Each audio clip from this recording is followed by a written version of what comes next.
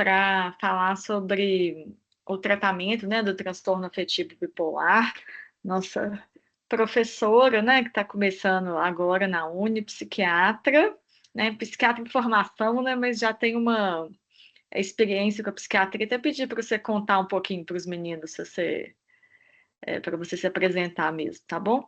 E aí, porque quando eu começar a apresentar, eu não vou ver o chat, tá bom? Mas vai dar certo. Ah, não, mas eu acho que como eu não estou apresentando, eu consigo aqui ver o chat, qualquer coisa Ai, eu falo. então É, ótimo. beleza, então. Boa noite, gente. Para quem não me conhece ainda, eu me chamo Nicole, eu comecei na Uni agora, em agosto. Eu segui um caminho um pouquinho fora do comum. Eu fui primeiro para a parte de pesquisa, ao invés de ir mais para a parte clínica, então eu emendei a faculdade com mestrado, com o doutorado que eu estou fazendo agora, sempre na saúde mental, que era o que eu gostava. E junto do doutorado, eu comecei também uma pós-graduação em psiquiatria para começar a ter uma habilidade clínica mesmo, para pensando aí na frente de atuar clinicamente nessa área. Já estou um pouquinho em inserção, mas pensando aí no futuro mais consultório, essas questões. Então, as minhas pesquisas sempre foram pensando em saúde mental. Meu mestrado foi com população em situação de rua, meu doutorado está sendo com população de sistema prisional.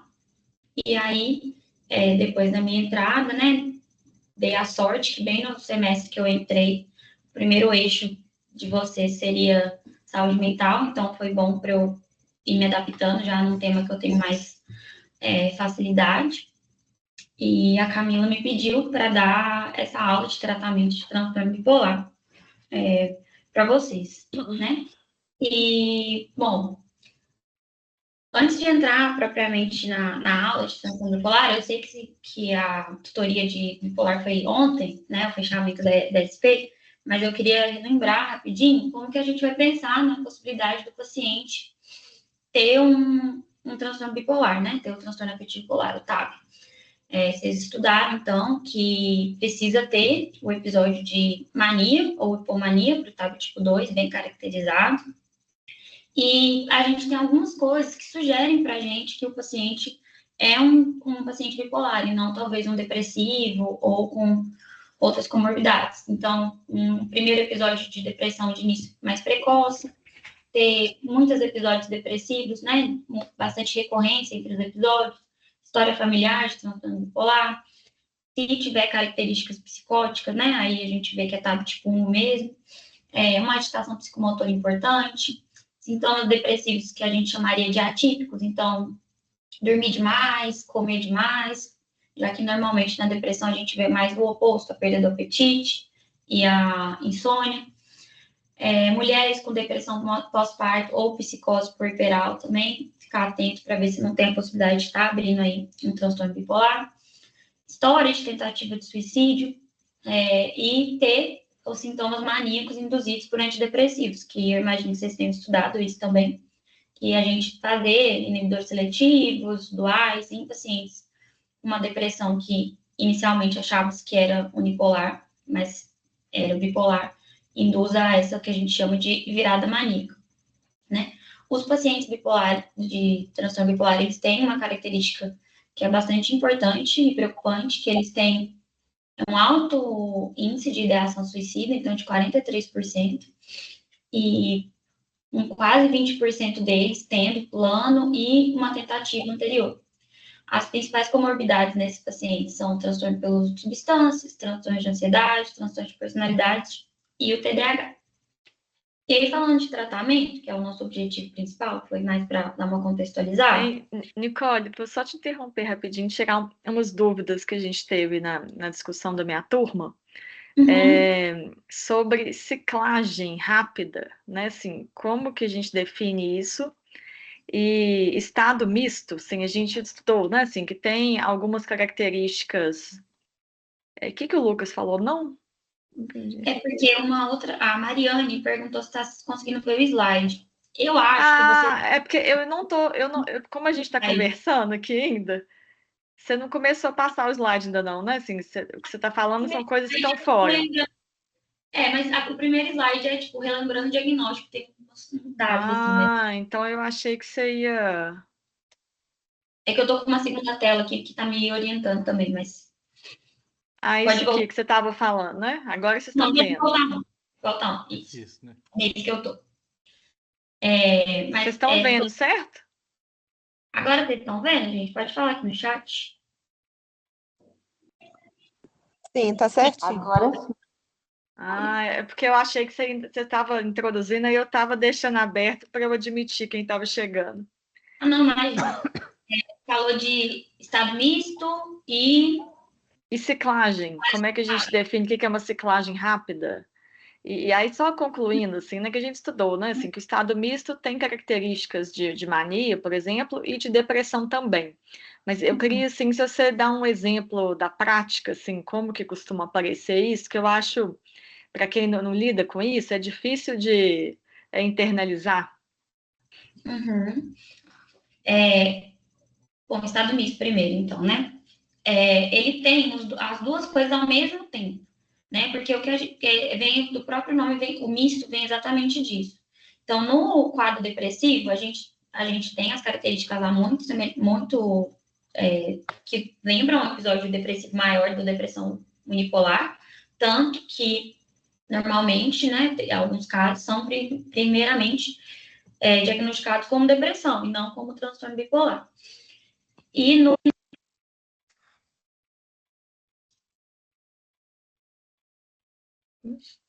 né? Professora, ficou mudo? Cortou o áudio. Que me ligaram e tocou no computador. Você estava falando da depressão, Porque a gente tem no transtorno bipolar os quadros depressivos e a mania. E quando a gente tem um estado misto, o paciente ele vai ter a questão do humor mais elevado, normalmente mais para o lado da irritabilidade. Então, ele está mais irritadiço, mas ele vai misturar isso com uma desesperança, uma anedonia. Então, ele vai ter, as características ficam mais mistas mesmo. E eles são, às vezes, mais difíceis de ter identificados, né?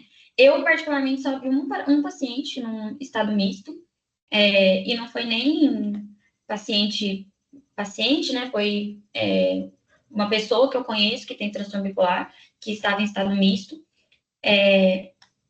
E sim, gente, eu tô vendo aqui no chat, que eu deixei o chat aberto, eu mando os slides depois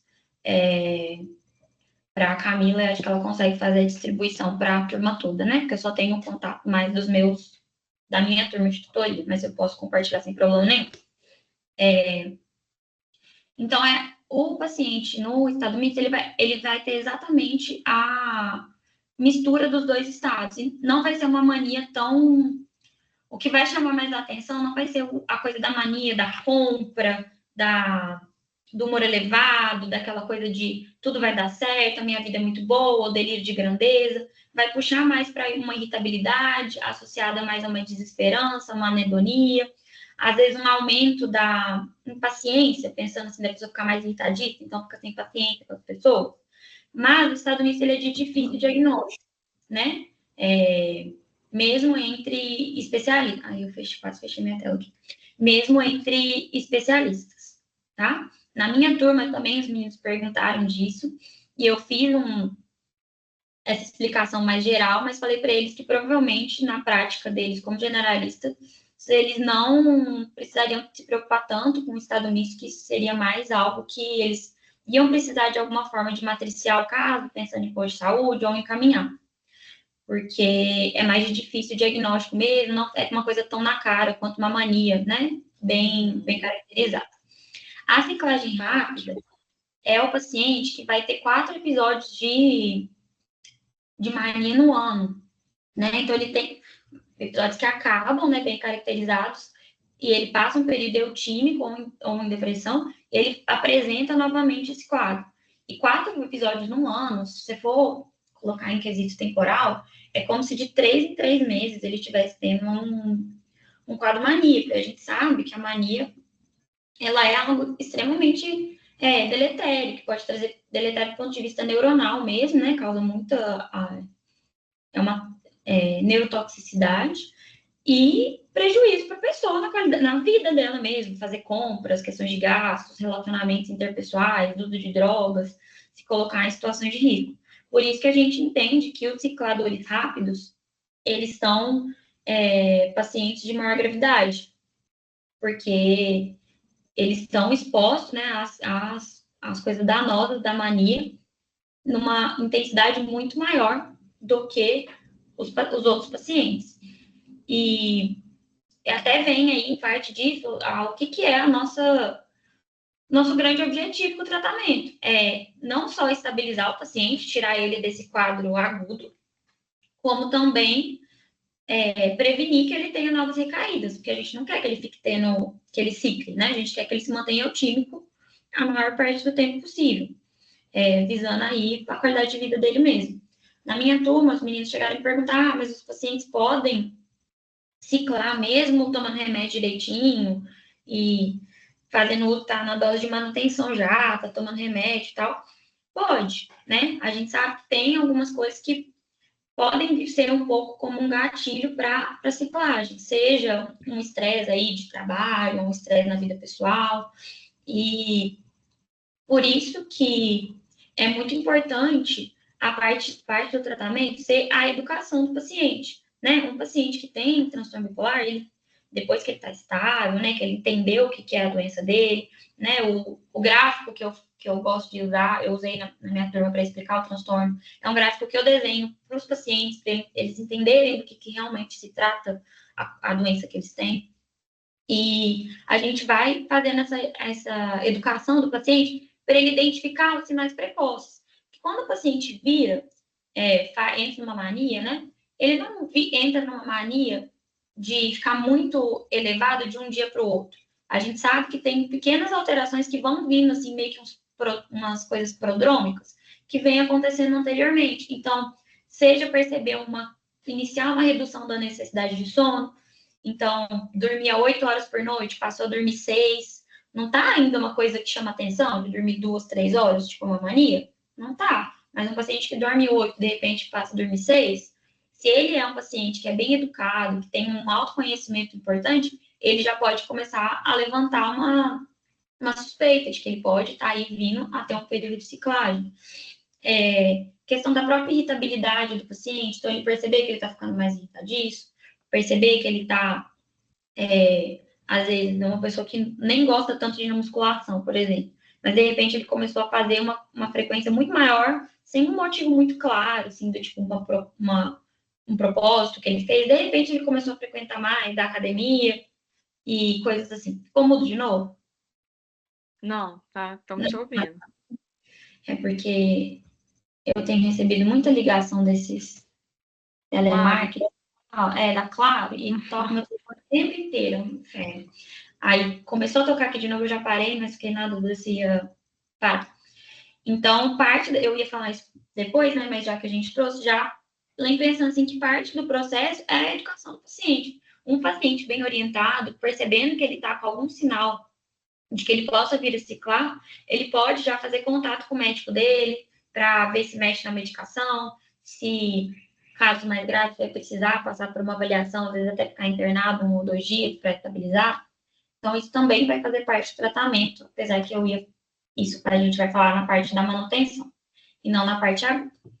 E falando em tratamento de transtorno bipolar, a gente tem... Ai, Camila, se você quiser passar o slide. É esse? É o próximo. Quer dizer, talvez esteja no DNI, é o que está falando do CAMAT. Isso. Pode voltar. É o no terceiro, do CAMAT. É o do CAMAT. Isso. Esse. Em geral, em psiquiatria, né? Depressão, ansiedade, até na esquizofrenia, pensando nas transtornos principais que a gente teve na tutoria, a gente tem lá, medicação de escolha, inibidor seletivo, começar com inibidor seletivo de serotonina, ou então um dual, tricíclico não é a primeira opção, mas dentro dos inibidores seletivos, a gente não tem um guideline, uma estratégia clara de use sertralina, use fluoxetina, use fluvoxamina. Isso é uma coisa que varia muito de onde você está, se você está no contexto particular, se está no SUS, da medicação, às vezes até do que o médico tem mais manejo, porque a gente tem muitas medicações dessas no mercado, tem umas que a gente vai saber lidar menos com elas, no ponto de vista de subir dose, descer dose, lidar com os efeitos colaterais, e tem outros que a gente já está mais habituado, prescreve mais, tem mais manejo da medicação. Então, as escolhas acabam passando mais por isso, e também pelo, entre aspas, efeito colateral que a medicação traz. Porque se o paciente tem mais sintoma corpóreo, né, tem mais uma coisa física, a gente vai preferir uma medicação pensando nos efeitos colaterais dela. Se o paciente tem algum outro sintoma, a gente vai preferir outra medicação, algo mais cognitivo. Se o paciente tem muita insônia, então talvez a gente vai preferir uma medicação que seja mais sedativa. Então, existe esse espaço para você, digamos, brincar com as medicações, ver ali, você quer tratar o paciente, mas também pode tentar ir atingindo um ou outro alvo ao mesmo tempo. Não existe uma hierarquia bem definida com relação a use esse, use aqui, dentro da mesma classe, né? No caso do transtorno bipolar, isso já não é tão verdade. A gente tem o CAMAT, saiu da... Já voltei. Ah, tá. Voltou, não voltou? Voltou. Acho que você foi admitir, né, Aula? Foi. A gente tem o CAMAT, que é uma rede canadense de pesquisadores e clínicos, aqui clínicos entenda por psiquiatras, que baseados tanto em prática clínica quanto em diretrizes, algoritmos, tudo baseado em evidência científica, criaram esse guia, que funciona como um guia mesmo, é um PDF de 3, 4 páginas, que coloca lá os níveis de evidência.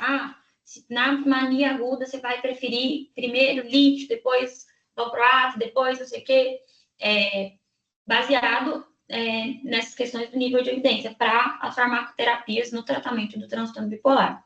E eles não levam só em consideração eficácia da medicação.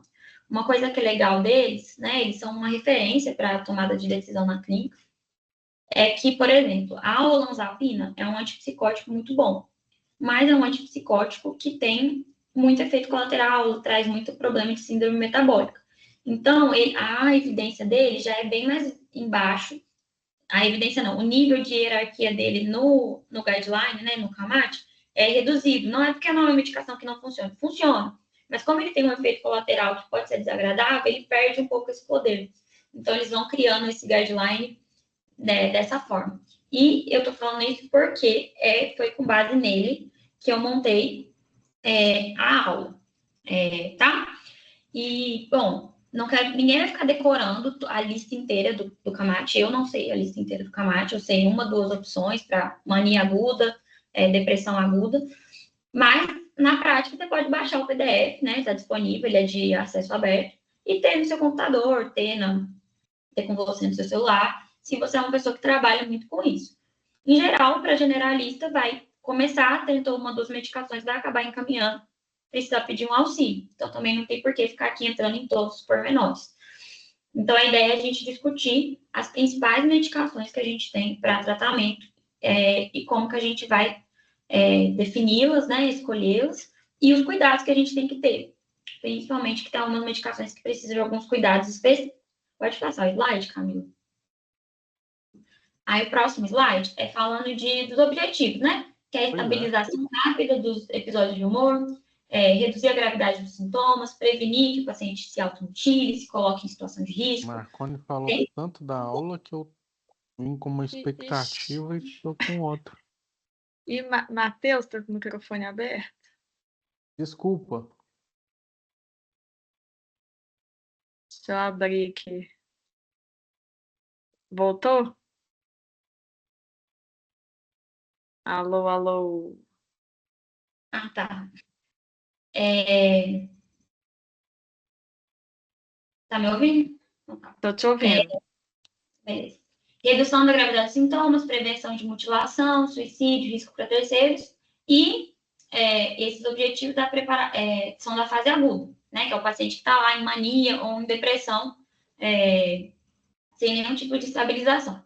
E preparar o paciente, o tratamento, para a fase de manutenção. Por quê? A gente vai sempre preferir a fase de manutenção ser feita com o medicamento que a gente já fez na fase aguda, tá? O tratamento da fase aguda pode ser feito É, Passar?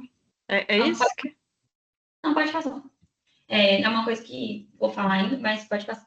Ele pode ser feito em ambiente ambulatorial, mas, em geral, pacientes com manias graves, eles acabam precisando ficar internados 1 a 2 dias, né? E tem uma vantagem na internação, que às vezes você pode pesar um pouquinho mais a mão de primeira, assim, né, de cara, porque você vai estar ali monitorizando o paciente o tempo todo. E, por outro lado, em casa, você vai acabar sendo mais cauteloso nesse aumento. Então, existem essas opções. Então, como eu falei para vocês, eu estou mexendo no meu mouse e esqueci que eu não estou na tela, mas eu coloquei aqui, vai ter problema. Quer que eu ponha o mouse aonde? É para Não, enxergar não tem mais problema, longe. não. É só a mania mesmo, mas dá para eu ir falar. E aí, como que tá lá no CAMAT? A gente tem a primeira linha para tratamento de transtorno. Eu quero que vocês pensem em mania, transtorno bipolar, fase aguda é igual estabilizador de humor. E estabilizador de humor, a gente vai pensar em lítio e ácido valproico, que é o Depaquene, que sim, é um anticonvulsivante, mas aqui a gente vai chamar ele de estabilizador de humor. E a quetiapina em dose, que a gente chama de dose estabilizadora de humor, porque as novas evidências já mostram a quetiapina como até em monoterapia tendo boa resposta para tratamento de mania aguda. Ademais, o que também na última atualização de 2023, foi visto que o paciente que entra em mania aguda que a gente entra em mania aguda com ele, um antipsicótico e um estabilizador de humor associados, então, quetiapina com lítio ácido valproico, aripiprazol com lítio ácido valproico, ou ácido valproico, risperidona com lítio ou ácido valproico, a gente já está vendo uma maior eficácia. E isso se deve muito provavelmente ao fato de que o início de ação do antipsicótico que a gente está associando ao lítio e ácido valproico, ele é mais rápido. O lítio e ácido valproico tem um início de ação um pouco mais lento, pode ser aí de 1 semana, 2 semanas, até 3 semanas.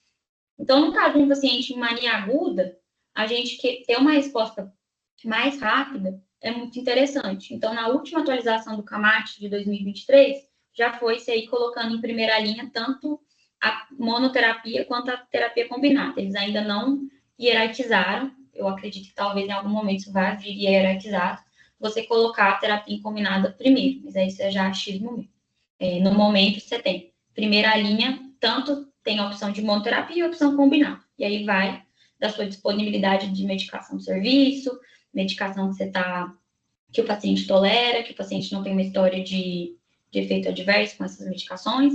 E aí eles deixam muito claro, e isso também é muito importante, eles deixam muito claro quais medicações você não vai usar. Então, você não vai usar gabapentina, você não vai usar lamotrigina, você não vai usar topiramato, né? No caso de uma associação, a gente pode usar benzodiazepínico aí para insônia e para agitação, preferindo clonazepam, que tem uma meia-vida mais longa. E a gente sempre vai tentar avaliar essa resposta em 2 semanas. Paciente internado, como a gente já vai poder começar com doses um pouco mais altas, a gente pode, assim, vai ter uma reavaliação diária, claro, mas em 1 semana a gente já está esperando aí algum tipo de resposta dele estar mais tranquilo.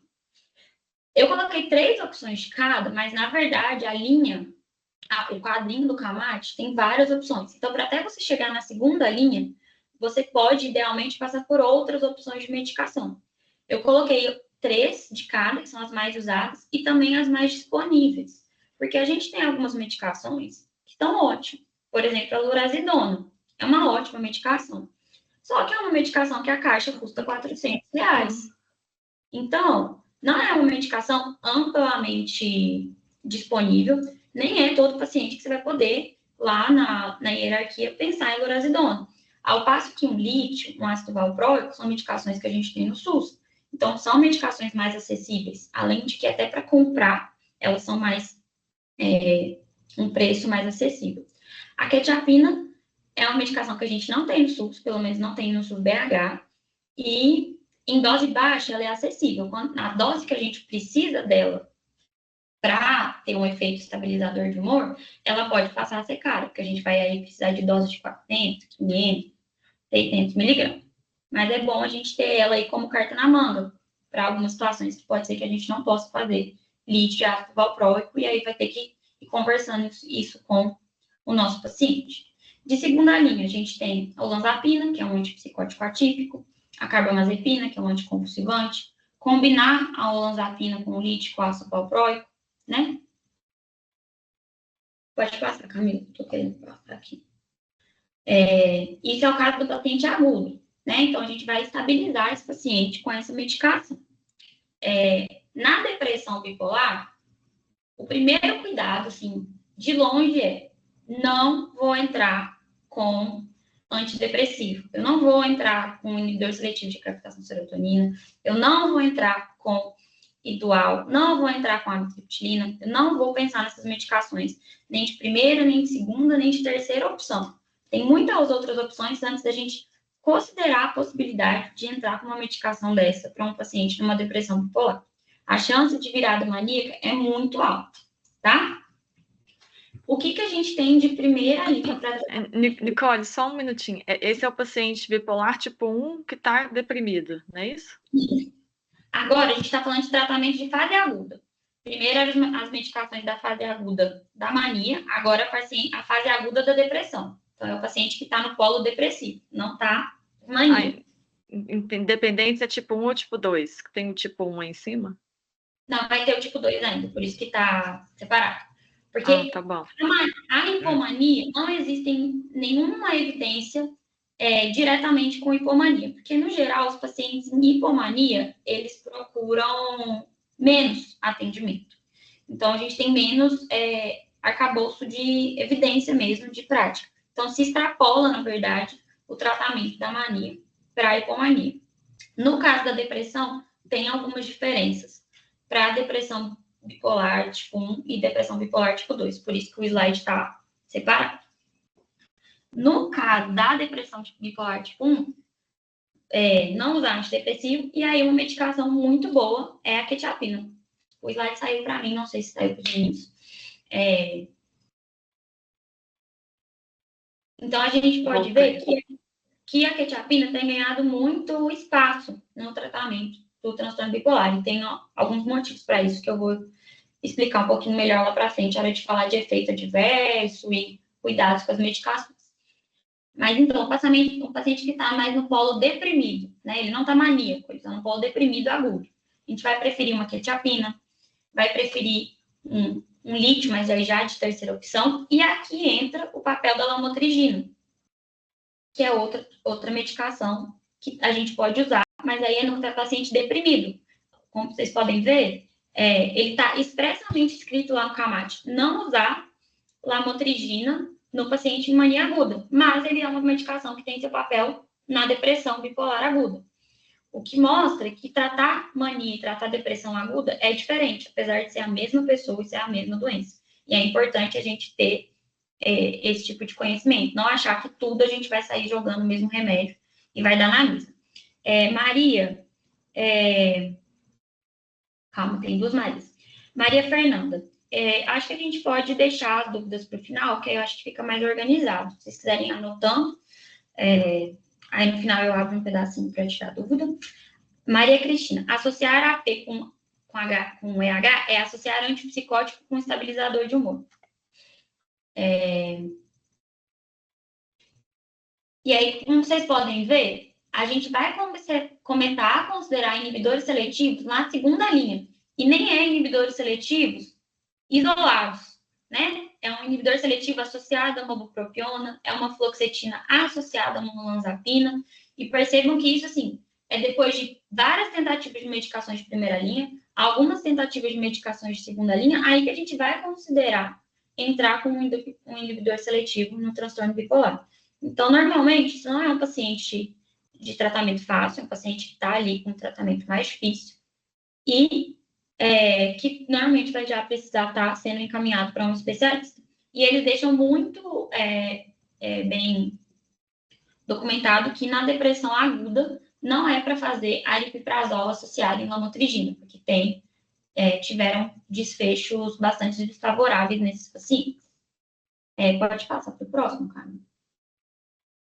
As particularidades das medicações eu vou falar no final, porque as particularidades são independentes se está na fase aguda, manutenção, tratamento. Esse aqui é só para vocês terem uma noção de qual que é o arcabouço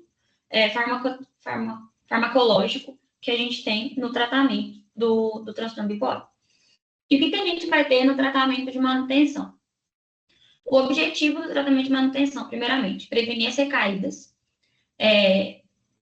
reduzir a frequência, a gravidade dos episódios. Então, se o paciente ciclar, que seja uma ciclagem que seja menos intensa, em menor frequência e em menor quantidade. Melhorar o funcionamento psicossocial e ocupacional desse paciente, né, que é a promoção da qualidade de vida, que é o nosso objetivo maior sempre. Redução do risco de suicídio desse paciente. Pode passar, Camila. E aí, no tratamento de manutenção, o que a gente pega? Primeiro, a gente vai tentar manter a mesma medicação que foi iniciada na fase aguda no tratamento de manutenção. Então, se a gente está com o paciente internado, vale a pena a gente se considerar ter, por exemplo, estou num lugar que tem uma medicação que talvez o paciente tenha dificuldade de adquirir por uma questão financeira fora do hospital. Vale a pena pensar se talvez se eu tiver outra opção, se eu não posso fazer essa medicação, se eu não posso fazer essa medicação de outra opção, porque daí com ela fica mais fácil de eu manter o tratamento de manutenção com a mesma medicação. Existem vários cuidados que a gente precisa tomar com esses medicamentos.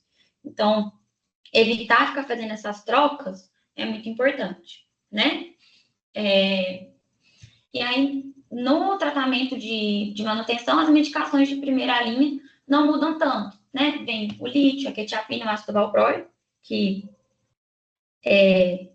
como eu falei, se for para decorar 3 remédios para transtorno bipolar, é lítio, quetiapina e ácido valproico. Assim, se tiver esses 3 na cabeça, tá muito bom, assim, para a gente ter bem internalizado. A lamotrigina é uma medicação boa na manutenção,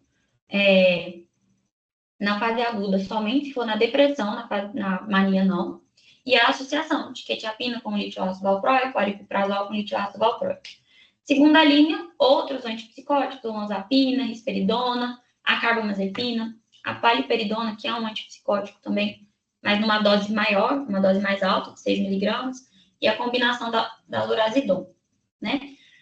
Também na manutenção, os estudos mais recentes têm sugerido que você fazer a associação de uma quetiapina com lítio, uma quetiapina com ácido valproico, está associada a uma menor taxa de recorrência dos episódios de humor e até a maior adesão ao tratamento desses pacientes, né? Comparada, né, nas meta-análises ao placebo e ao uso dos estabilizadores de humor isolados, né? No tratamento de manutenção, a gente vai precisar de fazer exame laboratorial de rotina com esses pacientes, fazer avaliação médica para ver outras comorbidades, né? E isso tudo eu vou falar daqui a pouco. Não usar tricíclicos, tá? Os tricíclicos são proscritos para tratamento agudo e de manutenção do TAB tipo 1. No TAB tipo 2, No TAB tipo 2, a gente, aqui no tratamento de transtorno bipolar tipo 2, é especificamente depressão. Porque o que vale para mania, vai valer para hipomania também, tá? Porque, como eu falei, acaba ocorrendo essa extrapolação. Agora, no TAB tipo 2, a extrapolação já não existe, né? Existem coisas mais bem definidas que separam a depressão do paciente TAB 1 e TAB 2. Então, no TAB 2, na depressão aguda, é quetiapina, da mesma forma que lá no paciente TAB 1. E de segunda linha, no TAB 2, a gente já tem um maior papel de inibidores seletivos e duais, como a sertralina e venlafaxina. Tem se crescido o número de psiquiatras nos últimos anos que fala que dá para tratar uma depressão num paciente TAB 2 com uma certa segurança com inibidores seletivos, que os pacientes TAB 2 têm menor chance de virar do que um paciente TAB 1. Então, tem se proposto que pode-se fazer essas medicações com mais segurança nesses pacientes. Não estaria assim não seria um risco tão grande, né? E, da mesma forma, o tratamento de fase aguda deve ser da fase de manutenção, deve ser guiado pelo de fase aguda. Nicole, confirmando, então, mesmo isolado pode usar? Pode. É segunda linha, mas pode. Tá. E Pode aí, seguir? assim, pode. Eu vou começar a falar das especificidades agora, mas uma coisa que eu acho importante de vocês saberem é, não tem que ficar decorando. Ah, porque depois da quetiapina vem a lamotrigina, porque vocês podem ter o PDF do Camate no celular de vocês. Vocês podem ter ele aberto numa aba, vocês podem consultar. Ele é um material de consulta, ele não é um material para ser decorado, né? O mais importante é ter uma noção de tipo, olha, não é qualquer antipsicótico que eu posso usar num paciente em mania aguda. Então, eu não vou sair fazendo risperidona para um paciente que está em mania aguda. Não vou sair fazendo um aripiprazol no paciente que está em mania aguda. Vou preferir uma quetiapina, né? Na verdade, vou preferir uma quetiapina associada com lítio ácido valproico, ou vou preferir um lítio isolado, né? Vocês podem consultar. O ideal é ter 2 ou 3 que você saiba de cabeça, mas pode consultar. Ninguém vai saber tudo, de todas as medicações que tem de possibilidade de usar nessas medicações. E os pacientes, eles vêm para a gente já com limitações. Às vezes o paciente vai chegar e falar, já usei lítio e tive problema, tive efeito colateral. E aí você fala, vou usar ácido valproico. Não, são uns daí, playzinhos, mas pouca coisa, porque tem um bolo ainda. São os plays. acho que alguém tá com o microfone Ih, aberto. gente. Vou usar um ácido valproico, mas é uma mulher que não está usando método contraceptivo eficaz. Você não vai ter segurança de usar ácido valproico com ela, então também vai deixar de ser uma opção. Então, ter aí 1, 2 medicações no bolso que você consegue transitar. E se não der para fazer com essas 3, aí você vai lá e consulta, né? Não é nenhum problema você ir lá e consultar essa medicação, ver questão de acessibilidade para esse paciente, questão de preço, né? E aí, na verdade, o que eu considero mais importante de tudo que eu disse agora, não é saber, na verdade, os cuidados que você tem que ter com essas medicações. Porque não dá para você iniciar um lítio, tacar 4 comprimidos de lítio no paciente, que já é uma dose mais alta, de 1.200 miligramas, e deixar o paciente aí solto no mundo, achando que você está tratando a mania dele, que está arrasando, né? O lítio, ele é uma medicação muito boa, mas é uma medicação que é difícil, porque ela tem um intervalo terapêutico muito estreito, o intervalo terapêutico dela aí varia entre 0,8 a 1,2 mEq por litro. Algumas referências vão colocar 0,9, e 1,3 já pode dar sinal de toxicidade, a toxicidade pelo lítio. É muito grave a toxicidade pelo lítio, né? E pouquinha coisa, o ajuste do lítio é muito fino mesmo. Então, uma das coisas mais importantes é a gente saber como que a gente vai cuidar desse paciente no início, durante e na fase de manutenção. Eu coloquei mais ou menos as doses que a gente acaba chegando, então na mania acaba sendo uma dose um pouco mais alta, na depressão uma dose um pouquinho mais baixa, na manutenção também. Pode passar, Camila, por favor? Mas lembrar, então, da parte de cuidado, né? Do cuidado que a gente tem que ter com esses pacientes. Então, monitoramento, exames laboratoriais. Idealmente, antes de começar um lítio no paciente, eu vou pedir bastante exames. Eu preciso ver função renal, eu preciso ver íon, sódio, potássio, cálcio, eu preciso ver TSH e T4 livre, porque a gente sabe que pode dar alteração na tireoide. Eu preciso ver questões de síndrome metabólica, então colesterol, triglicérides. Vou pedir transaminases, enzimas canoniculares para avaliar o fígado. Vou pedir um hemograma, né? Isso antes de iniciar. Ah, por que antes de iniciar? Porque se você pegar uma alteração pós o início do lítio, como que você vai saber se isso é uma coisa que é do paciente, que ele já tem, às vezes, uma disfunção renal prévia, ou se foi causado ou foi agravado pelo lítio? Você não tem um basal do paciente, como você vai fazer uma avaliação se teve piora ou manutenção? Então, idealmente, a gente vai pedir antes de iniciar.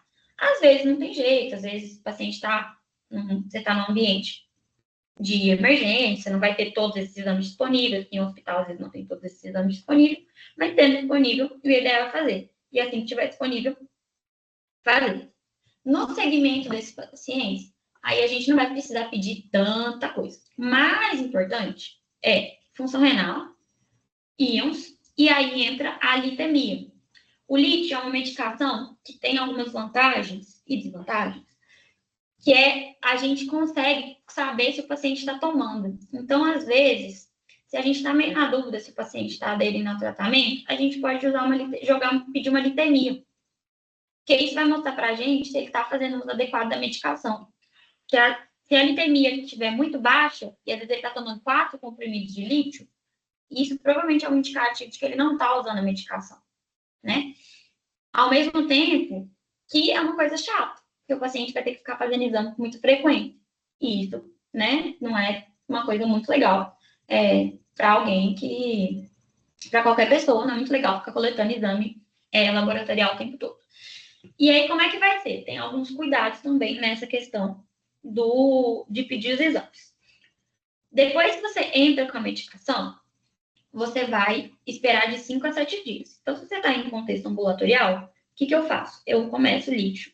Eu faço o pedido do exame e oriento o paciente. Ó, você vai coletar esse exame depois de 7 dias que você já tiver iniciado o remédio. Menos que isso, não. Tem que ser depois de 7 dias tomando remédio. Porque senão, o que eu quero ver, que é a litemia, que está tendo alguma alteração, não vai aparecer. Então, não faz sentido.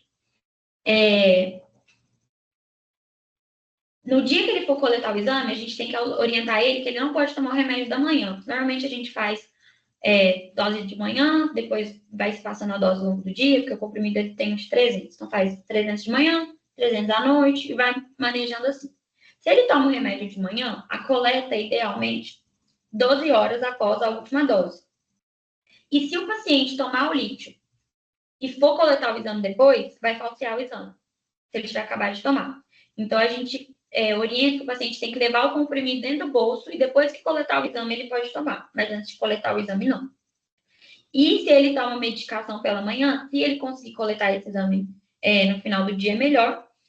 Se ele está tomando só pela manhã e só vai conseguir coletar no outro dia, a gente, às vezes, até orienta de tomar a medicação mais para o meio do final do dia, no dia seguinte, no dia anterior à coleta. Porque todas são pequenas coisas que podem ir alterando a litemia e as outros exames que a gente está pedindo. E a litemia, ela ajuda a gente a guiar nosso tratamento. Porque se o paciente está com uma litemia abaixo desse valor que a gente considera faixa terapêutica, a gente sabe que a gente precisa aumentar, que ele não está tendo uma resposta com relação ao lítio. A gente espera, né? A gente busca ter 2 litemias dentro do alvo. E a partir do momento que a gente tem 2 litemias dentro do alvo, a gente pode fazer esse controle de litemia semestral. E junto com a litemia, sódio, potássio, ureia, creatina. Tá? O TSH e o cálcio dá para ser um pouquinho mais espaçado, pode ser semestral no primeiro ano e depois passar a ser anual. Com relação à ureia, creatina e sódio, potássio, eles são importantes porque a gente tem, uma das questões que o lítio pode trazer é piora de função renal, então é muito importante a gente estar acompanhando ele. E outro efeito colateral muito importante do lítio é distúrbio do sódio. Então, acompanhar o sódio de potássio é importante também. Ele pode trazer alterações da concentração sérica do sódio. E ele tem algumas questões que aumentam o risco de ter isso, para além do simples efeito da medicação. Então, é muito comum que os pacientes tenham lítio, um aumento da ingesta hídrica, né? Eles tenham polidipsia e poliúria. E aí, esse aumento de risco de desidratação pode levar a esses distúrbios do sódio. Então, é importante a gente orientar o paciente com relação a isso. E também é importante a gente ter um cuidado maior na hora de iniciar esse remédio, no caso de paciente que já usa diurético, que usa um inibidor da ECA ou um BRA, né, pensando aí em paciente que tem como comorbidade uma hipertensão, porque pode aí aumentar o risco, né? Você está pegando 2 medicações que atuam mais ou menos no mesmo sistema, né? Então, ele pode ter um risco aumentado ainda de ter distúrbio do sódio. E distúrbio do sódio é muito grave, né? A gente tem sempre que orientar o paciente com relação aos efeitos colaterais, isso de qualquer remédio, né? orientar uma hidratação constante desses pacientes pelo risco da desidratação. E a desidratação não só aumenta o risco dele ter uma questão de uma hipernatremia, uma alteração de sódio, como a desidratação aumenta o risco dele intoxicar com a dose que ele está. E como eu tenho reforçado, a intoxicação pelo lítio é muito grave. Então, se o paciente está em uma questão de não se hidratar direito e vai entrar em, por exemplo, naquela época que está fazendo muito calor, ou então um idoso, a gente sabe que idoso acaba desidratando mais fácil, né? Tem mais risco ainda dele fazer dose tóxica. Então, a gente precisa de ter essa orientação bem clara com os pacientes. Contraindicações formais ao uso do lítio. Doença renal crônica com clearance de creatinina abaixo de 30, por isso que é importante a gente pedir uma ureia e uma creatinina já no início. E um paciente que tem uma doença cardiovascular importante, como uma insuficiência cardíaca que está mal controlado, ou que é um paciente já bem grave, a gente vai ponderar, tentar preferir outras medicações, porque ele está dando uma medicação que pode levar aí a uma questão de retenção de líquido. Pode passar, por favor, Camila?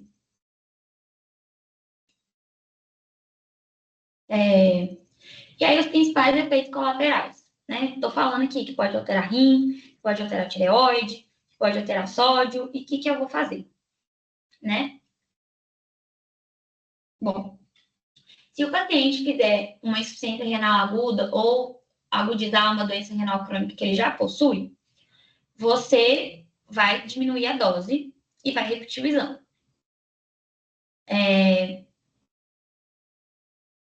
Mesma coisa para um diabetes insípidos nefrogênico, para uma nefropatia tubulointersticial.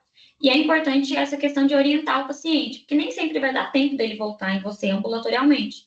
Então, se ele tiver muita náusea, muito vômito, muita diarreia, um risco de desidratação aumentado, né? A poliúria, a polidipsia, é ideal você orientar ele que se esses sintomas estiverem aí muito exacerbados, ele tem que procurar um pronto atendimento. E quando ele chegar no pronto atendimento, ele tem que falar, eu faço uso de lítio.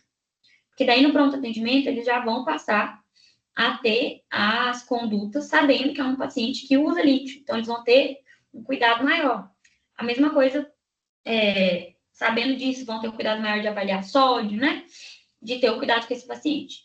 Em geral, um paciente que piora a função renal, a gente reduz a dose, repete o exame, vê como é que vai ficar, tenta aumentar mais devagarzinho. E aí, se vê que não tem, que tá realmente, né, teve uma piora mesmo, não foi uma coisa transitória, a gente vai trabalhar junto com o nefrologista, né? Eu tenho um professor que fala que a gente tem que ter alguns médicos de bolso, né, de outras especialidades.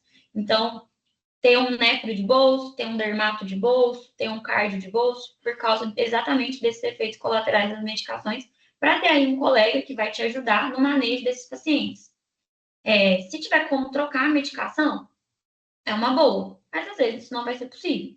Então, é mais importante ainda que a gente tenha aí um colega que saiba da importância do paciente tomar esse remédio, para não só ficar, não, tem que tirar porque piorou a função renal. Então, ter esse acompanhamento multidisciplinar é importante. Com relação à alteração de tireoide, o TSH pode ter uma elevação transitória, principalmente se for isolado, sem alteração de T4. E aí, a gente vai esperar um mês e vai repetir. A alteração de tireoide não é indicação de suspensão de lítio, nem quando é uma alteração grande. A gente vai tratar. Se a gente tem um TSH maior que 10 em 2 medidas, aí a gente vai tratar o hipotireoidismo. Se a gente tem um TSH entre 4 e 10 num paciente com sintomas depressivos, aí a gente vai tratar o hipotireoidismo. Um paciente com TSH entre 4 e 10 assintomático, a gente vai acompanhar esse paciente, mas não é indicação da gente suspender o lítio. O que vai acontecer é que a gente vai pedir, ao invés de estar lá naquela alteração de frequência de pedir o TSH semestral ou anual, a gente vai pedir com maior periodicidade para acompanhar esse paciente. Tremor é um dos principais efeitos colaterais de lítio. Então, realmente, o paciente tem bastante tremor de extremidades, é tremorzinho, não sei se a minha câmera está muito boa, mas vocês estão me vendo, mas é um tremor fino de extremidade, de membro superior, que, no geral, não traz nenhuma grande perda funcional. a depender da profissão que a pessoa tem, claro. Mas pode ser muito incômodo, então pode ser algo que o paciente fale para você que não está tolerando, e aí, se o paciente diz que não está tolerando, a gente vai avaliar trocar medicação. Se não tiver jeito de trocar medicação, às vezes pode ser considerado associar com um propranolol, por exemplo, um beta-bloqueador, para tentar manejar esses tremores. E a gente tem que orientar os pacientes se eles tiverem mioclonia, crise convulsiva, fasciculação muscular, aí é pronto atendimento, né? Aí não tem opção, pronto atendimento. Um dos efeitos graves também do lítio é a arritmia. Então, mais uma vez, a importância da educação do paciente. Sentiu alguma coisa muito diferente, vai para o pronto atendimento, fala que você toma lítio. Pode passar para o próximo, Camila, por favor. Né? Sinais de intoxicação. Sinais de intoxicação são, basicamente, os efeitos colaterais, só que mais exacerbados. E mais graves. Então, é uma arritmia, uma fasciculação muscular, uma redução importante de uma oligúria, né? Levando até, às vezes, uma anúria, que seria a insuficiência renal aguda. E aí, o que eu vou fazer? Primeira coisa, você tem que orientar seu paciente que ele tem que procurar o ponto de atendimento e você vai suspender. Corta, né? Vai encaminhar. Uma parte ruim é que a maior parte, os pronto atendimentos, em geral, não tem litemia, né? Não é todo lugar que tem um grau de toxicidade que está esse paciente. Mas, de toda forma, vai ser suspenso.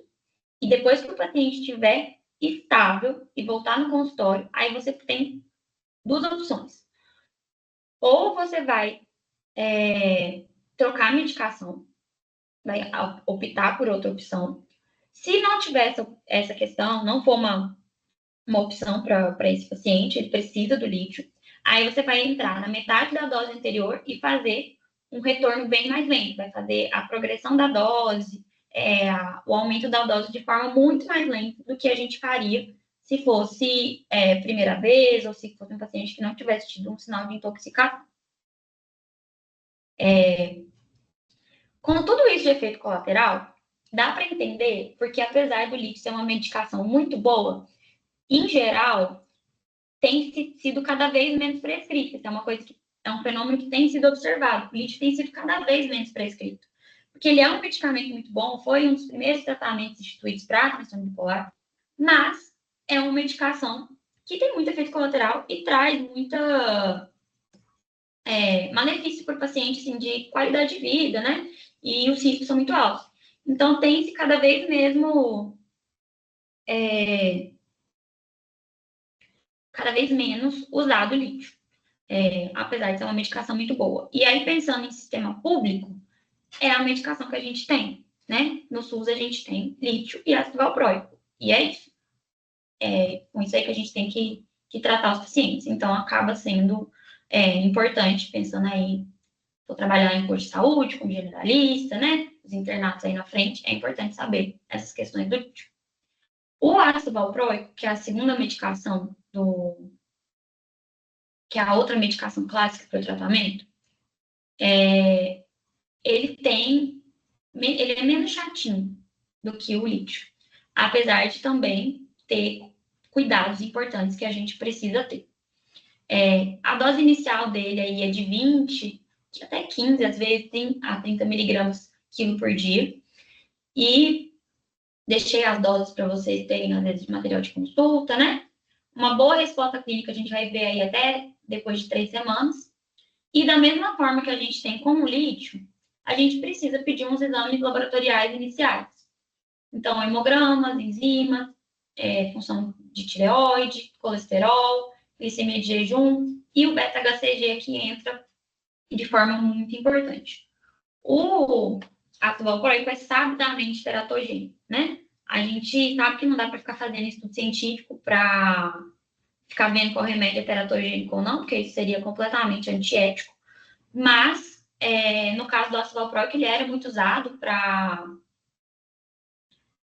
epilepsia, né, para convulsão, e aí tiveram várias crianças que nasceram com alterações, e foi, então, descoberto dessa forma que ele era teratogênico. Então, para prescrever um ácido valproico, você tem que ter certeza que a mulher não está grávida, você tem que ter certeza que ela está usando um método contraceptivo eficaz. né? Porque ele é sabidamente teratogênico. E a gente sabe que o efeito dessas medicações é pior no início da gestação. E, às vezes, no início da gestação nem deu tempo da pessoa desconfiar que está grávida ou não desconfiar que está grávida. Depois desses exames iniciais, não tendo nenhuma grande alteração, pode manter um acompanhamento mais do hemograma e das enzimas hepáticas, né? Transaminases e canaliculares. Por quê? Pensando nos efeitos diversos, né? A gente sabe que o ácido valproico, ele pode vir a induzir uma trombocitopenia, né? E aí, o que a gente vai ter de conduta frente a essa trombocitopenia vai depender do grau da plaquetopenia que o paciente está apresentando. Se ele tiver uma queda de plaqueta que for baixa, 140, até acima de 50 mil, a gente vai monitorizar, vai orientar o paciente, vai manter a medicação e vai repetir esse exame trimestral e orientar o paciente com relação a sinais de sangramento. Agora, se o paciente apresentar uma plaquetopenia abaixo de 50 mil, mesmo sem sangramento, aí a gente vai suspender esse remédio. Ele tem alguns efeitos colaterais que podem ser desagradáveis, então, um ganho de peso associado ao aumento de apetite, pode trazer alopecia, né, que é a perda de fâneros em geral, pensando principalmente em cabelo, que é uma coisa que as pessoas se importam bastante, né, perder cabelo, edema periférico, então, volta aí a questão de ter atenção em paciente que tem uma insuficiência cardíaca descompensada, ou tem uma maior questão com retenção de líquido. E o principal efeito colateral dele mesmo acaba sendo gastrointestinal. Então, no início, muita náusea, pode ter um pouquinho de diarreia, mas, em geral, são efeitos colaterais iniciais que, com o tempo, vão melhorando. E, apesar da absorção dele ser reduzida por alimentos, por conta desses efeitos colaterais, a gente fala até de tomar com remédio para tentar minimizar os efeitos. Agora, ele tem 2 efeitos colaterais graves que são importantes da gente saber para orientar o paciente a procurar pronto atendimento. Ele pode causar pancreatite aguda e pode causar encefalopatia hiperamônica. Então, o paciente vai apresentar rebaixamento de nível de consciência, confusão mental. Então, a gente precisa saber. É muito raro? É muito raro, mas pode acontecer. Se pode acontecer, a gente tem que saber para orientar o paciente que ele pode ter algumas questões que ele tem que procurar pronto atendimento. Uma das melhores coisas que a gente pode fornecer para o nosso paciente é conhecimento da medicação que ele toma e da condição que ele tem. Porque a gente está com ele 1 hora, uma vez por mês. Ele está com ele mesmo todos os dias. E as pessoas que cuidam dele, familiar, que o acompanham, está com ele todos os dias. Então, a gente munir ele de informação é a melhor coisa que a gente pode fazer. A gente não consegue estar lá o tempo todo, e ainda bem. Não é esse nosso papel. Com relação às mulheres, eu falei do uso do método contraceptivo eficaz. E ele tem algumas interações medicamentosas que são importantes. Então, ele aumenta o nível sérico de alguns remédios, como AS, fluoxetina, ibuprofeno. Então, se o paciente está fazendo uso de um AS, é legal a gente avaliar, a gente não entrar, às vezes, com a dose mais alta. A gente vai fazer, por exemplo, uma dose alta para um paciente de 1.000 miligramas. Talvez para esse paciente que usa AS, a gente possa preferir uma dose mais baixinha, né? Ficar um pouquinho abaixo, de 800. Por quê? Porque se ele aumentar o nível sérico do AS, ele pode aumentar o risco de sangramento. E a gente não quer isso, né? A fluoxetina. Orientar ele... A fluoxetina normalmente é uma medicação que vai ser a gente mesmo que vai, pensando assim, que é a medicação da saúde mental, a gente mesmo que vai estar fazendo. Então, a gente sabe que um paciente que usa 40 de fluoxetina, talvez para ele o 40 de fluoxetina não esteja fazendo efeito de 40, esteja fazendo efeito de 60, porque ele está tomando junto com o ácido valproico. E isso é importante na hora aí de avaliar essas medicações. Ibuprofeno também, né? E aí risco de úlcera gástrica, né? Importante de orientar o paciente mesmo. Preferir, às vezes, aquele ibuprofeno de 400, ao invés de usar o de 600. E, por outro lado, ele diminui o nível sérico de outras medicações. E aí que vem também o cuidado, porque é principalmente medicações para convulsão. Então, se o paciente epilético que está usando para controle da epilepsia dele, um fenobarbital, uma fenitoína, a gente pode estar aí, na associação com o ácido valproico, fazendo uma redução do limiar convulsivo desse paciente. Então, ter esse conhecimento é importante para a gente avaliar o resto da prescrição desse paciente e saber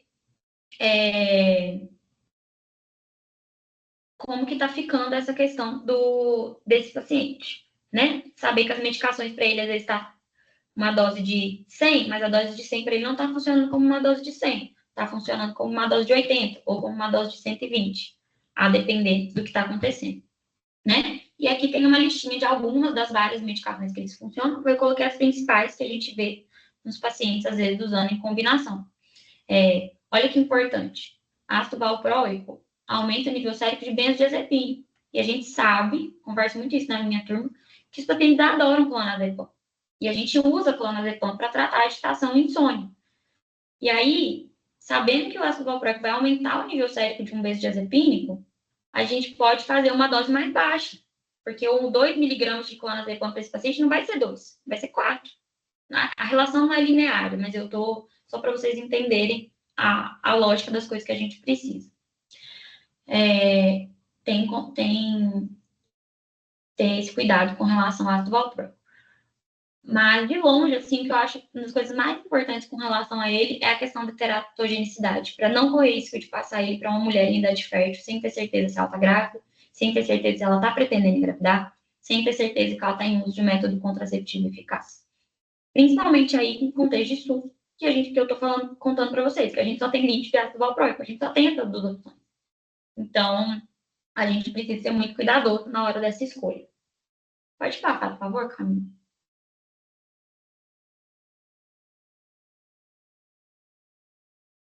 E aí, eu já coloquei um slide só de farmacodormias, porque apesar de não ser um efeito colateral tão comum, ele é um efeito colateral muito grave, e a gente tem que orientar os pacientes. E até tem uma questão de que, em geral, o psiquiatra tem tanto medo de farmacodormia, que evita as medicações que têm mais chance de causar farmacodormia. E as principais são a carbamazepina e a lamotrigina. E se vocês lembrarem lá do início, a lamotrigina é uma medicação que está entre uma das primeiras para tratamento de depressão bipolar. Então, é uma medicação boa, mas no geral a gente é muito cuidadoso em iniciar essa medicação, inicia de muito pouquinho, porque existe muito esse medo com relação às farmacodermias, né? A síndrome de Stevens-Johnson e a NET, necrose epidérmica tóxica. E são condições graves, assim, mata. Então, é muito importante a gente orientar também os pacientes. Eu tenho tanto medo que a última paciente que eu precisei entrar com a lamotrigina com ela, eu falei para ela, qualquer pinta vermelha que apareça na sua pele de diferente, você vai tirar foto e vai me mandar. Qualquer coisa mínima na sua pele que você achar que está diferente do teu habitual, você vai tirar foto e vai me mandar. Porque alguém abriu o microfone, tá com perdido.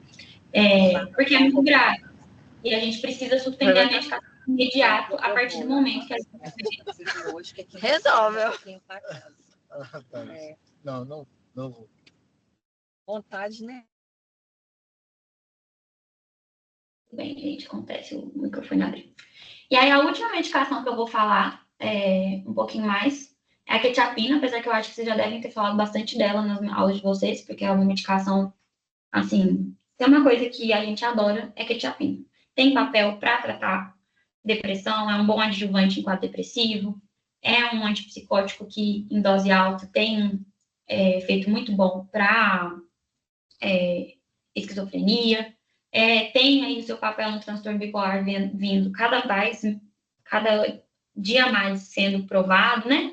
E é uma medicação que tem menos esses cuidados, tanto mais fino ali do lítio, essa questão da teratogenicidade, que é uma coisa que pega muito no ácido valproico, então, cada vez mais tem sido mais utilizada, né? É uma medicação que tem ganhado muito papel dentro do arsenal terapêutico em geral.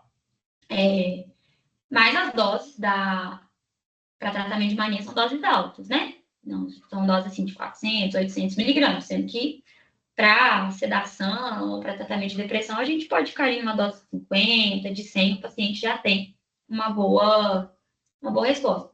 Grande vantagem dela, não tem por que ficar monitorando nível sérico, tem um pouco menos de estresse com essa questão de vai alterar a função renal, não vai. O grande problema da quetiapina é o problema dos antipsicóticos atípicos em geral, é o risco de síndrome metabólica.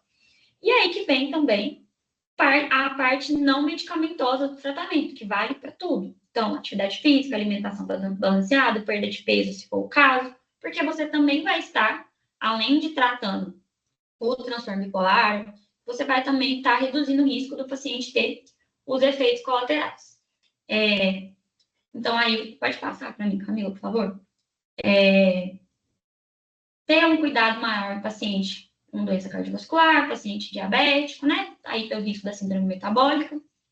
No início, é uma medicação mais sedativa, gente, né? A gente usa, às vezes, quetiapina como, pensando aí na questão da sedação mesmo. E os principais efeitos adversos dela vão ser os relacionados ao metabolismo. Para finalizar, pode passar para o meu último slide, Camilo, que é o de take home message. Eu não quero que ninguém fique decorando medicação. Primeiro elite, depois lamotrigina e uma lista de 10 remédios. Não quero. Se alguém tiver curiosidade, baixar o Camate, vai ver que tem os boxes, né? São grandes e tem várias opções. De terceira linha, eu acho que cada de terceira linha tem até, 20, vai até a 20ª opção de que você pode ir indo na hora que você vai seguindo a nível de evidência. O que eu acho que é o principal de vocês, pensando em médico generalista, né? Se alguém for virar especialista depois vai estudar, e talvez até lá já tenha mudado alguma coisa, tratamento de transtorno bipolar com estabilizador de humor e com alguns antipsicóticos atípicos. E eu quero frisar isso de alguns antipsicóticos, porque falar antipsicótico atípico é muito amplo, tem um monte de antipsicótico atípico por aí, e não são todos eles que têm nível de evidência robusto, né? O principal que a gente viu aqui foi a quetiapina. Usados em monoterapia ou em associação, sendo que a gente já tem visto nos últimos anos que a associação tem uma resposta melhor, né? Previne mais recaída, tem menos risco do paciente ciclar, mas o tratamento de monoterapia não está errado. Não usar antidepressivos, né? Melhor ter isso como uma ideia geral do que... A gente sabe que tem algumas exceções, mas tentar ter isso mais como um conhecimento geral. E educação do paciente e do familiar, tanto do efeito adverso do medicamento, quanto a relação à questão de hábitos de vida, quanto a questão do paciente ir se conhecendo para saber se ele vai ciclar, se ele não vai, né? E quem tiver a oportunidade de atender no internato de saúde mental, no ambulatório, centro de convivência, nos lugares que vocês rodam, um paciente que tenha transtorno bipolar, ou alguém que conheça alguém, o paciente, ele realmente passa a ter esse tipo de conhecimento sobre ele mesmo. Então, ele fala que ele vai ciclar. Eu tenho paciente e tenho conhecidos que falam, eu percebi que eu ia ciclar porque eu percebi uma redução da minha necessidade de sono e falou outras questões também, mas o principal foi a necessidade de sono, que fez ele pensar e foi procurar. Essa pessoa é uma pessoa mais próxima. Foi procurar a psiquiatra, né? Aí a psiquiatra dele mexeu a medicação. Monitoramento constante, então lembrar que é um paciente que você não vai pensar assim, tá estável, pode ir para casa com remédio e só renovar a receita. Não pode ficar só renovando a receita. São pacientes que, mesmo estáveis, vão ter que fazer exames laboratoriais com alguma frequência, para a segurança do paciente mesmo. E pensar que sempre o nosso foco de tratamento é estabilizar esse paciente, pensando na remissão dos sintomas, prevenindo novos episódios para que ele tenha funcionalidade, bem-estar, e sempre lembrar que a gente trabalha como equipe. É a gente e a família do paciente, que é o único jeito do tratamento funcionar 100%, é ter esse cuidado amplo em todos os aspectos da vida do paciente. O último slide é só as referências, além do Camate, tem alguns artigos de revisões de meta-análise, revisão sistemática. Eu vou mandar os slides para a Camila, para ela disponibilizar para vocês. Maria, é porque o propranolol, ele é um beta-bloqueador. Então, a gente sabe que ele pode ajudar nessa questão de tremores. Não sei se, quando vocês foram tirar a habilitação, que tem essa coisa, toma um remedinho, né, normalmente o propranolol, para evitar o nervosismo que pode te atrapalhar, por exemplo, na hora, lá, por exemplo, da prova de tirar a habilitação, de ficar tremendo. Então, a ideia do propranolol, no caso que eu mencionei do lítio, se o paciente tem um tremor que está muito desconfortável para ele, a gente pode considerar adicionar propranolol em baixas doses. É isso, muito obrigada. Quem quiser fazer perguntas, pode perguntar no chat, porque eu estou vendo o chat, mas se quiser abrir o vídeo também, o microfone também pode. O LIT ele vai começar a ter um efeito maior depois de 2 semanas. Com 1 semana, a gente já começa a ver alguma resposta, mas o efeito maior é 2 semanas. A resposta ao LIT é um pouquinho mais lenta. Por isso que tem se falado bastante de preferir atualmente a associação do LIT com uma quetiapina, por exemplo, para casos de mania aguda, né? Pensando aí que são casos muito graves, o paciente às vezes precisa ser internado. E o Isso, ácido exatamente. valproico, desculpa. Isso, aí a gente pode associar ao antipsicótico mesmo. É até um pouco nessa lógica mesmo. Acho que você estava digitando enquanto eu estava falando, que agora que eu vi a sua coisa. Pode falar, Camila. Não, o ácido valproico também você falou que demora, é mais ou menos isso, uma semana, 2? Mais ou menos isso também. Os dois são mais lentos. Os antipsicóticos, a quetiapina, né? Eu estou evitando de usar o termo amplo antipsicótico para não parecer que é qualquer antipsicótico. Como a quetiapina, ele tem um efeito um pouquinho mais rápido. Nicole, falou... tudo bem? Queria tirar uma dúvida. Pode falar, não sei quem está falando, mas pode falar. Acho que é Maria Fernanda. Isso, sou eu. Deixa eu te perguntar. Eu estava hoje no posto com a psiquiatra e discutindo essa questão de mania aguda, né? No contexto de emergência, não de manutenção. Uhum. E ela falou que o que geralmente é mais usado seria um aldol associado ao Fenergan. Aí eu queria saber o que a gente... Só que na minha tutoria a gente viu que em agudo a gente usa mais benzodiazepínico. E aí eu fiquei meio na dúvida, assim, do que a gente levaria, principalmente para a vida e para a prova. O que acontece é o seguinte, Maria, em contexto de emergência, pronto atendimento, né? Você está tratando um surto, que muitas vezes você não vai conseguir caracterizar se é um surto psicótico, se é um surto maníaco. Então, na verdade, aqui não é um tratamento de mania aguda, essa questão do aldol Fenergan. É uma questão de tratamento de uma agitação psicomotora. Então, realmente, em contexto de urgência, assim, o paciente chega muito agitado, o que a gente acaba fazendo muito aldol Fenergan mesmo. Primeiro porque é o que a gente tem. Então, em UPA, pronto atendimento, não tem líquido, né? Eu imagino que no particular tem algum outro antipsicótico, uma quetiapina, alguma coisa assim, mas em geral no SUS a gente tem aldol e Fenergan mesmo.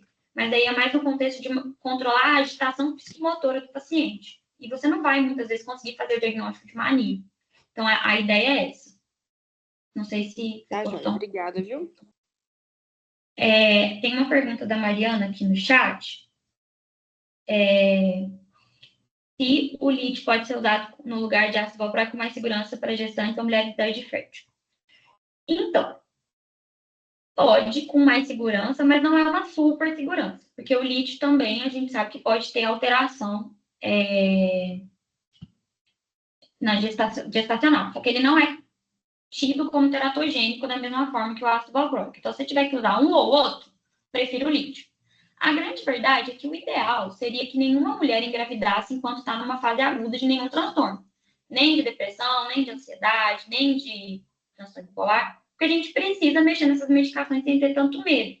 Né? O ideal seria, além de outras questões, seria estar já em tratamento de manutenção e estável. Se for uma paciente que você está, por exemplo, no particular, que tem condição de compra, aí você pode propor uma quetiapina. Não é uma ótima indicação da quetiapina, por exemplo. Né?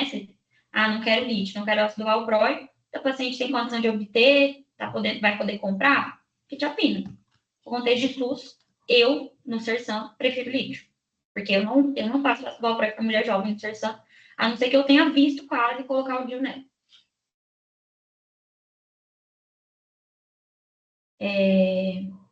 Como é que eu me perdi no chat? Tá. Depois de 2 semanas, eu posso tirar o ácido valproico e retirar o LIT?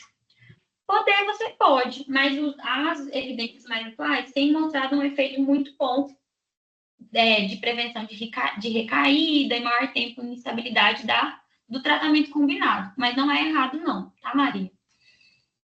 Não seria considerado uma má prática. Isabela, quetiapina seria primeira linha de tratamento para TAB2 ou seria o lítio? TAB2 aqui eu estou entendendo que você está falando da fase aguda da mania, né? Imagino eu. Mania e hipomania, a primeira linha de tratamento é a mesma. Então, é lítio, ácido valproico e quetiapina. É a mesma primeira linha de tratamento, TAB1 e TAB2. Tem pequenas diferenças no caso da depressão, se é TAB1 ou TAB2. Mas nas duas, a quetiapina também acaba entrando como opção de tratamento antidepressivo. Mas o lítio no TAB2 tem papel também. O que acontece é que, como eu falei, como o lítio tem toda essa questão de exame, enfim, tem se usado muito a quetiapina, né? A quetiapina tem ganhado, né? Tem até muita gente falando sobre como o lítio tem sido deixado de lado pela quetiapina, apesar de ser uma medicação que a gente sabe que é muito boa, por essas questões todas das dificuldades de lidar com o lítio. Mais alguém? Eu acho que a Maria Fernanda tá com a mão levantada, mas eu não sei se é da outra vez. Ô, Nicole, só voltando, porque no TAB tipo 2, eu não entendi, isso é o que não tem mania, né? A TAB2 é o que tem hipomania. Não, então, e que a pergunta foi se era melhor o lítio ou... É porque você acabou comentando da mania, né, na fase aguda. Como é que foi a pergunta? É só se no TAB2 seria Lítio ou quetiapina? Isso. E aí o que eu falei é que, na verdade, mania e hipomania aguda, o tratamento é igual. Ah, entendi. Você está falando tratamento da hipomania. Isso. É porque não se diferencia tratamento de hipomania e não, mania. entendi. Na hora que você falou rápido, eu fiquei assim, gente, não entendi mais nada. Maria Fernanda quer falar de novo? Não, quero não. Não? Acho que eu não tô conseguindo abaixar a mão. Ah, e Nicole, a quetiapina, ela tem no SUS, no LMS, só para esquizofrenia? Eu acho que é só para esquizofrenia. Tem que conferir, mas eu acho. Porque ela existe, para TAB não, né? Eu acho que não tem, posso até conferir. Mas eu acho que é só para esquizofrenia. Uhum. Mas pode ter para TAB também. Assim, mesmo que tenha, eu não acho errado, tá? Eu acho ótimo. A questão é que, assim, o LME é um processo, né? Tem que preencher, Sim. o paciente tem que olhar, então tem que também ter essa educação do paciente. Então, vale conversar também. Às vezes, o paciente aceita e fala assim, não, eu compro até sair o LME, mas... Talvez né, não vai ser possível, né? e talvez, não sei, às vezes demora, né? E vai que o medicamento é descontinuado, tem toda essa questão. Vou achar aqui, eu tô com o trem aberto. Aqui já. Eu fiz uma elemento que tinha nesses dias, mas foi pra isso.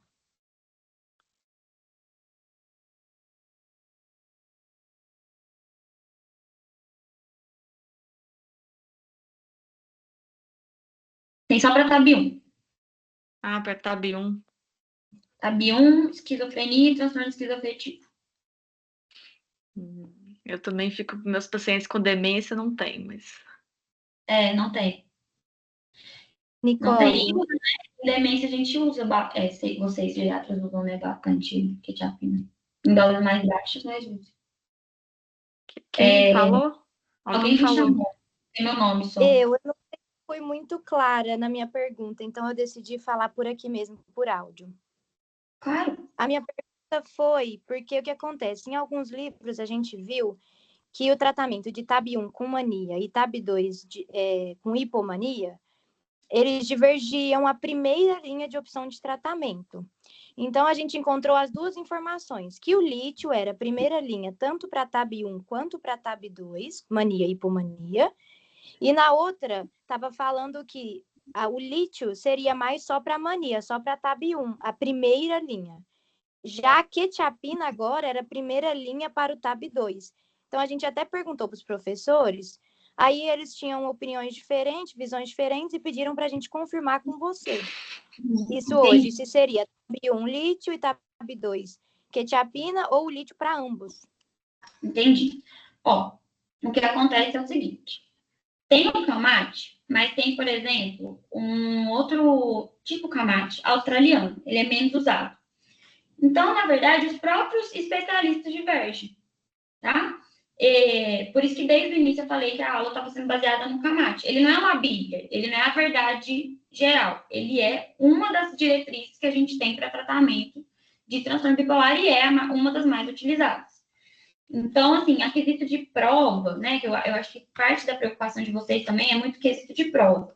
Se alguém colocar uma quetiapina, ninguém vai dar errado, entendeu? Agora, se alguém colocar uma risperidona, aí não dá. Mas uma quetiapina, tá certo, entendeu? Pelo CAMAT, na última atualização dele, que foi de 2023, que saiu depois um adendo, acho que ano passado, o tratamento de mania e hipomania fica igual. E a quetiapina é abaixo do limite. Aí tem que ver, por exemplo, vídeos que vocês viram, qual que é a referência que eles estão usando, entendeu? Porque isso também difere entre não, especialistas. E aí, nesse tá caso, bom, muito de obrigada. não estar errado usar a quetiapina, ela é com associação do lítio ou sozinha? Nenhum dos dois está errado.